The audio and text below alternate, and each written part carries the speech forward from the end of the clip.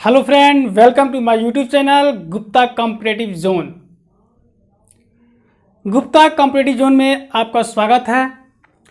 दोस्तों, आज तक हम लोग जो है हड़प्पा सभ्यता के से दो भाग पढ़े हुए हैं और हम आज लेके आए हुए हैं आपके लिए हड़प्पा सभ्यता का पार्ट 3, तीसरा पार्ट। लेकिन इससे पहले यदि आप मेरे चैनल को सब्सक्राइब नहीं किए हैं तो चैनल को सब्सक्राइब करें, लाइक करें, शेयर करें और बेल आइकन को अवश्य दबाएं जिससे कि सबसे पहला नोटिफिकेशन आपको मिल सके। तो दोस्तों, आज इसी हड़प्पा सभ्यता यानी सिंधु घाटी सभ्यता का एक पॉइंट हम लोग पढ़ने जा रहे हैं, जिसमें पढ़ना है हड़प्पा सभ्यता के पुरातत्वविद, यानी कि इसके सर्वेक्षण के लिए जो पुरातत्वविद जो अपना योगदान दिए हैं और उनके कार्य जो है उसी के बारे में आज की जानकारी है। तो हम जानते हैं कि भारत में जो है 1861 ईस्वी में पुरातत्व विभाग की स्थापना हुई थी और उस समय 1872 ईस्वी में संपूर्ण भारत में पुरातात्विक उत्खनन कराने का निर्णय ले लिया गया था और उसी समय सबसे पहले इस पुरातत्व विभाग के डायरेक्टर जनरल बनाए गए थे एक कनिंघम। तो कनिंघम महोदय को जो है पुरातत्व विभाग का डायरेक्टर जनरल बनाया गया कब? 1872 ईस्वी में। और उसके बाद यानी 1872 ईस्वी के बाद सर जॉन मार्शल को इस सभ्यता का डायरेक्टर जनरल बनाया गया। तो सर जॉन मार्शल जो थे वो इस सभ्यता के डायरेक्टर जनरल बने 1902 ईस्वी में। उसके बाद डॉक्टर R.E.M. व्हीलर को इस सभ्यता का, इस पुरातत्व विभाग का डायरेक्टर जनरल बना दिया गया, यानी कि 1944 ईस्वी में। तो देखें, एक कनिंघम जो थे उनकी रुचि लगभग जो है 6ठी ईसा शताब्दी के पूर्व में ही थी। उन्होंने इसके अध्ययन के लिए मुख्य रूप से चीनी बौद्ध यात्रियों के विवरणों को देखा, उनके वृत्तांतों का अध्ययन किया। लेकिन हम पहले बताए हुए थे कि एक कनिंघम पुरातत्व का अवलोकन करने में या मूल्यांकन करने में समर्थ नहीं थे। इसलिए इनके बाद जो है सर जॉन मार्शल को जो है इस विभाग का डायरेक्टर जनरल बनाया गया था। तो वो इसलिए सक्षम नहीं थे क्योंकि उनकी रुचि तो जो है बौद्ध चीनी यात्रियों के जो है यात्रा वृत्तांतों में थी। और आप जानते हैं कि ये 6ठी शताब्दी पूर्व की ही ये सभ्यता थी, तो फिर वे अध्ययन करने में सक्षम कैसे होते? नहीं थे। उसके बाद जो है जॉन मार्शल को पुरातत्व विभाग का डायरेक्टर जनरल बना दिया गया। अब जॉन मार्शल कब बने थे? 1902 ईस्वी में। और जॉन मार्शल ने जो है 1824 ईस्वी में भारतीय पुरातत्व सर्वेक्षण विभाग के डायरेक्टर जनरल के रूप में संपूर्ण विश्व के सामने एक ऐसी सभ्यता का रिपोर्ट दर्ज कराए जो कि आज से लगभग 5000 वर्ष पुरानी थी, और वो थी हड़प्पा सभ्यता या सिंधु घाटी सभ्यता। इस सभ्यता को देखिए, हड़प्पा सभ्यता को मेसोपोटामिया के समकालीन सभ्यता मानी जाती है और इस सभ्यता को विश्व के सामने प्रस्तुत करने वाले कौन थे? Sir John Marshall. इन्हीं के समय में हम बता चुके हैं कि दयाराम साहनी सबसे पहला शहर हड़प्पा का उत्खनन करवाए थे। इनके बाद जो है डॉक्टर R.E.M. व्हीलर इस पुरातत्व विभाग के डायरेक्टर जनरल बनाए गए। कब? 1944 ईस्वी में। डियर स्टूडेंट, अब तक हम लोग देखे हड़प्पा सभ्यता के नगरों के बारे में, लेकिन इनके नगरों के विकास के साथ साथ हड़प्पा सभ्यता की सीमाएं भी बढ़ती चली गई। तो अब सीमाओं का निर्धारण करते हैं और देखते हैं हड़प्पा सभ्यता की उत्तरी सीमा सरायखोला गुमला घाटी और डाबरकोट से लेकर दक्षिणी सीमा मालवर, जिसको ताप्ती नदी घाटी कहते हैं, और भागवतराव, जिसको नर्मदा घाटी के नाम से जानते हैं, तक स्थित था। और पूर्वी सीमा आलमगीरपुर यानी कि हिंडन नदी के किनारे से लेकर पश्चिमी सीमा सुतकांगेडोर यानी कि मकरान के समुद्र तट तक स्थित था। कुछ और भी नगरों की खोज हुई थी जिसके कारण इसका सीमाएं और भी विस्तृत हो चुकी है। तो अब ये रहा सीमाओं का निर्धारण। अब देखते हैं हड़प्पा सभ्यता की सबसे प्रमुख विशेषता वो क्या थी, इसका नगर नियोजन। याद रखिएगा, हड़प्पा सभ्यता की जो है सबसे प्रमुख विशेषता उसकी नगर नियोजन ही थी। उसके नगर नियोजन के कारण ही हम हड़प्पा सभ्यता को जानते हैं।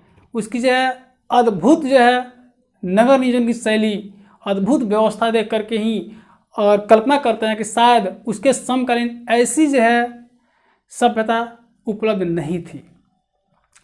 तो अब देखते हैं नगर नियोजन के लिए कि हड़प्पा संस्कृति की सबसे प्रमुख विशेषता हम बता चुके हैं कि उसकी नगर नियोजन ही थी।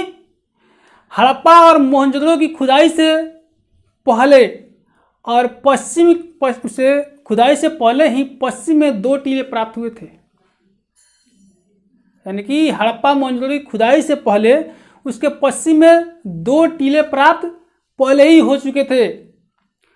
एक था पूर्वी टीला जिस पर नगर बसा हुआ था और दूसरा था पश्चिमी टीला जिस पर दुर्ग स्थित था। तो अब कहिएगा कि ये नगर और दुर्ग क्या है। तो नगरों में जो है सामान्य वर्ग के लोग यानी कि सामान्य जनता निवास करती थी और जो दुर्ग स्थित थे उसमें केवल शासक वर्ग के लोग ही रहते थे। नगर में सामान्य वर्ग के लोग और दुर्ग में शासक वर्ग के लोग रहते थे। और इस दुर्ग में जो है परिरेखा, द्वार, अटालक जिसको बुर्ज कहते हैं, टावर, राजमार्ग, प्रसाद, कोष्ठागार, सभा, जलाशय, ये सारी सुविधाएं उस दुर्ग में उपलब्ध थी। और ये कैसे पता चला है, तो बस खुदाई से। खुदाई में इसके प्रमाण मिले हुए हैं, कुछ अवशेष मिले हुए हैं। जो नगर के जो दुर्ग में के बाहर जो निचले स्तर पर जो घर बने हुए थे वो ईंटों के थे। यानी उनके मकान जो है वो देखिए नगर के बाहर वो भी ईंटों के बने हुए घर थे। बता चुके हैं पहले ये नगरीय सभ्यता थी, ये ईंटों के बने ही घर मिलते थे। देखिए प्रत्येक नगर में दुर्ग, ये तो बता ही चुके हैं। देखिए नगरों के दुर्ग जो थे वो ऊंची और चौड़ी प्राचीरों से बने होते थे। यानी कि प्राचीर मतलब दीवार होता है, यानी दीवारों से घेरे गए थे, यानी घिरे हुए थे उसकी सुरक्षा के लिए। उनके जो चारों दिशाओं में, मुख्य दिशाओं में थे वो गोपुरम बना हुआ था। गोपुरम का मतलब होता है द्वार, तो उसके प्रमुख दिशाओं में द्वार बने हुए थे। तो अब देखते हैं कि जो नगर नियोजन थी वहाँ की सड़क व्यवस्था कैसी थी, वहाँ का जल निकास प्रणाली कैसा था, वहाँ का स्नानागार कैसा था, अनागार कैसा था, ईंट कैसे बनाए गए थे, यानी सभी जो है बहुत ही आकर्षक था। यानी कि उसके समकालीन सभ्यता में सबसे आकर्षक माना गया है। सबसे उत्तम व्यवस्था थी हड़प्पा सभ्यता यानी कि सिंधु घाटी सभ्यता में। अब देखते हैं कि वहाँ की सड़क व्यवस्था कैसी थी। तो देखिए मोहनजोदड़ो से ही जो सड़क प्राप्त हुए हैं वो लगभग समतल और चौड़ी थी। मोहनजोदड़ो की सड़कें समतल और चौड़ी थी। यहाँ की जो मुख्य सड़क थी वो 9.15 मीटर चौड़ी, बहुत चौड़ा हो गया, यानी कि 9.15 मीटर चौड़ी थी, जिसको हम लोग राजपथ कहते हैं। अभी आप लोग हम लोग जिससे हाईवे मानते हैं ना, उस समय उसको राजपथ कहा जाता था। तो वहाँ की मुख्य सड़क 9.15 मीटर चौड़ी थी जिसे राजपथ कहा गया। और अन्य जो सड़कें थी वो लगभग 2.75 से लेकर के 3.66 मीटर तक चौड़ी थी, सड़क व्यवस्था थी। देखिए सड़कों का निर्माण जो है जाल पद्धति के आधार पर किया गया था। यानी कि नगर नियोजन था वो जाल पद्धति के आधार पर सड़कों का निर्माण हुआ था और वे नगर बसाए गए थे। नगर के जो है नगर जो है एक दूसरे को समकोण पर काटती थी। नहीं समझे? यानी कि नगर जो है एक दूसरे को समकोण पर काटती थी और इस कारण से जो है नगर कई खंडों में बढ़ जाते थे। यानी कि अगर एक नगर में सड़क जो एक दूसरे को बीचों बीच काटती है तो ये नगर जो कई खंडों में बढ़ जाते थे। इस सड़क के कारण नगर का विभाजन हो जाता था और इस पद्धति को ऑक्सफोर्ड सर्कस का नाम दिया गया है। इसको कहा गया कि यह ऑक्सफोर्ड सर्कस पद्धति के तहत सड़कें बनाई गई थी। सड़कें तो साधारणतः मिट्टी की ही बनी थी, पक्की सड़कें नहीं थी, लेकिन उसकी साफ सफाई की उचित व्यवस्था थी। आज की सड़कें जो है पक्की होते हुए भी साफ सफाई की कोई व्यवस्था ही नहीं है। महीनों इसमें जो है कचरा पड़ा रहता है, वो सड़ जाता है, पानी का निकास नहीं हो पाता है। लेकिन उस समय की व्यवस्था वैसी नहीं थी। उस समय कच्ची सड़कें होने के कारण भी उसके किनारे जो नाली बने हुए थे उसकी साफ सफाई की उचित व्यवस्था थी। तो ये गलियां खुली और चौड़ी होती थी। वहाँ की जो है सड़कों के किनारे जो गलियां जो होती थी वो खुली और चौड़ी होती थी। कूड़ा इकट्ठा करने के लिए गड्ढे खोदे गए थे या कूड़ेदान रखे गए थे। इस तरह से मोहनजोदड़ो के दोनों तरफ, यानी मोहनजोदड़ो में जो सड़क था उस सड़क के दोनों तरफ जो है चबूतरे बनाए गए थे और संभवतः यह माना गया है कि दुकानदार अपनी वस्तुओं को इन्हीं चबूतरों पर बिक्री करते थे। ऐसी व्यवस्था तो आज भी नहीं है। तो उन चबूतरों पर ही संभवतः दुकानदार बैठकर अपनी सामानों की बिक्री करते थे और सड़क की सुरक्षा भी की गई थी, यानी कि नगरों की सुरक्षा भी की गई थी। कैसे? तो नगरों को चारों तरफ से बड़े बड़े गड्ढे खोदे गए थे जिससे कि कोई भी जो है बाहरी व्यक्ति या कोई हमलावर जो है आसानी से नगर में प्रवेश नहीं कर सके। नगर में प्रवेश करने के लिए मुख्य जो सड़क ही होता था। तो ऐसी सड़क व्यवस्था थी हड़प्पा सभ्यता की। अब देखते हैं जल निकास प्रणाली। अभी देखे हैं ना कि जिसे सड़क के दोनों तरफ नालियां बनी होती थी, उन नालियों के माध्यम से पानी निकलता था। तो वहाँ की जल निकास प्रणाली कैसी थी? तो हड़प्पा सभ्यता की जितनी भी जो भवनें होती थी वो मैक्सिमम यानी अधिकांशतः भवनों में निजी कुएं और स्नानागार होते थे। अपना खुद का कुआं होता था हर घर में और स्नानागार बनाए गए थे। उस समय ऐसी व्यवस्था थी। भवन के कमरों, रसोई, स्नानागार, शौचालय आदि सब का पानी जो है घर की छोटी छोटी नाली से होकर गली की नाली में आता था। गली की नालियाँ निकल करके सड़क के किनारे बनी मुख्य नालियों में चली जाती थी और वो नाली जो है नगर से बाहर की ओर निकलता था। तो इस तरह से जो है समस्त पानी नगर से, समस्त जो अवशिष्ट पानी जो होता था वो नगर से बाहर चला जाता था। ऐसी जो है जल निकास प्रणाली हड़प्पा सभ्यता में थी। जो नालियाँ बनी होती थी उसको जो है पत्थर से ढक दिया जाता था। पत्थर के जो शिला जो होता था उसको ढक दिया जाता था। जगह जगह जो है नर मोहे खोले गए थे उसकी साफ सफाई के लिए।